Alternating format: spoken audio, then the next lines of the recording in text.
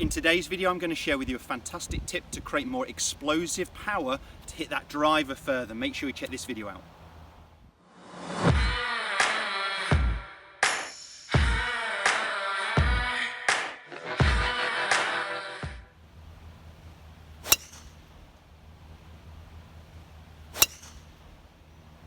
Welcome back to the TruGolf Academy. You've joined me, Jon Watts, today at Bryson Golf and Country Club. Today's video is a follow-on from a previous video I did talking about Bryson DeCHAMBEAU'S changes in his swing, how he's creating more speed.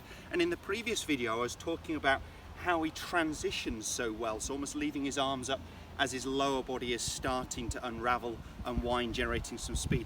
And I mentioned in that video that actually we see that little sort of jump off the floor as well, that I'd do another video on it rather than confusing the subject and going into too much detail in the previous video. So today what we're going to be talking about is creating some explosive power like we see Bryson doing. Now he's not the only one, but we see all long drive guys doing it, and ladies doing it very, very extreme. So by the time they're hitting the ball, they're almost airborne.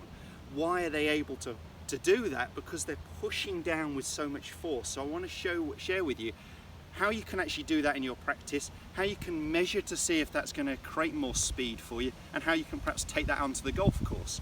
So a lot of you will think, well, I'm not dynamic, I don't want to ruin my back, and etc, etc, etc. But I'm going to share with you what you can do with your lead foot to actually take some pressure off your back while you're trying to generate some more speed. And who doesn't want to hit that driver further? And we've got a par 5 here. If I can get this ball near a 300, it's only leaving me a couple, 220 odd yards in. I'm then attacking it with more like a 4-iron, and it's starting to make the game easier and easier and easier. So even if that is just getting to the green closer in 2 shots, so your third shot is closer, we're more likely to hit it near the pin, therefore we're going to take less putts. So distance, whether we like it or not, is important, and you see it with, of course, the elite there. They're just hitting it further and further and further, yet we don't see it perhaps so much with the amateur game. So what we see with Bryson, I talked about it in the previous video, that what he's almost doing is, as he completes his backswing, his arms are still moving on, his lower body is starting to unravel, he's starting to apply pressure towards his lead foot.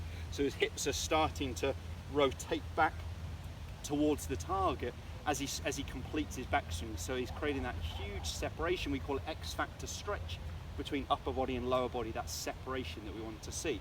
Because he's applying so much force to the ground here, we actually see as he moves through, he almost looks like he's jumping off the floor. His lead foot is actually turning and spinning, and that helps him actually stop putting too much pressure onto his back, because his body is trying to rotate this way. It's easier if his lead foot actually is moving.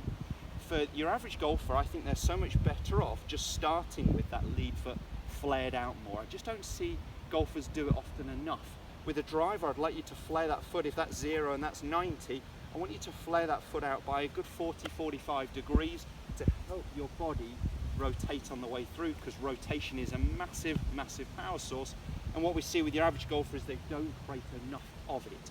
So we really want, at impact, if we could, our torso a little bit open, and we want our hips more so. And we see with the average tour player, their torso 15-20 degrees open, and their hips more like 45, whereas we see with too many golfers, pretty square on, pretty straight on. So if we can get our body more open, that would be one huge power source. And what we see with Bryson is, because he's pushing down so hard, that he's actually really rotating his body very, very quickly. And what we see with a lot of long drive guys is actually they're pushing down so much, by the time they hit it, they're actually airborne, they're off the floor. Joe Miller and the type are really starting to create some huge ground force reaction.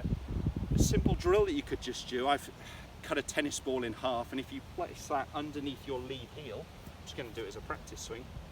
So if I put that underneath my lead heel, what I'm going to do is, as I swing back, I'm not applying a lot of pressure to it, but as I complete my backswing into the start of the transition, start of the downswing, I'm starting to squash that ball as much as I can, and then almost through impact, allowing my body to jump off that floor because I'm pushing down, that we can start to jump and we can start to generate, again, some explosive speed from there. And it might be something you just do in practice on the driving range to try and increase your speed, increase your rotational speeds, definitely.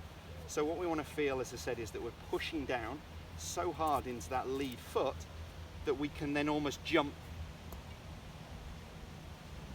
So it's that movement there, pushing down into our lead foot. What does that do?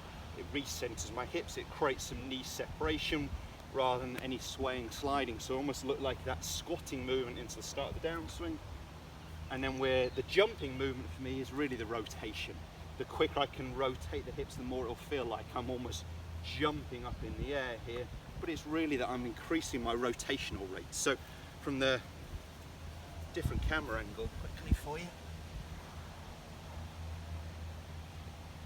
Pushing down, and then I can rotate quicker.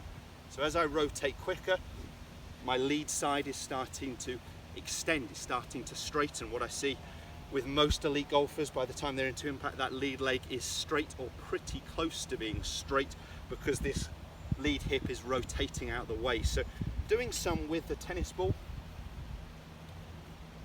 under that lead foot could be a really good range exercise for you.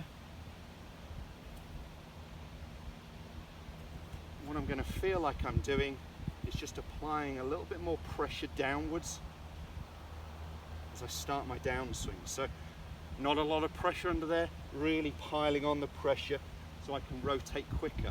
Let's give it a go and not worry too much about the direction first of all when we're on the range. Let's see if we can increase speed.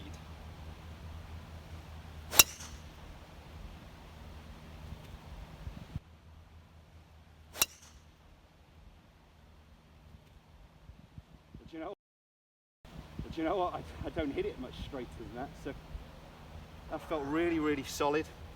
I just tried to get the feeling that I was squashing the tennis ball, and tennis balls work really well for this one to cut in half. So I'm feeling like I'm squashing the tennis ball and then allowing my body to rotate a little bit quicker. So I might not be as extreme as, of course, Bryson and those long drive guys. They're creating so much force that we see his lead foot really start to rotate round to the target. It's just because how much he's pushing down. You know, anywhere we can get to increase speed is great. So let's move that again. One more with the tennis ball under. I'm just going to feel like I squash it as the start of the downswing, and then it's that rotation that clears my lead hip. But you'll see from this face-on angle that my lead foot is flared out by a good 40-odd degrees towards the target. So it helps my body rotate as well. So let's give it a go. Pushing down.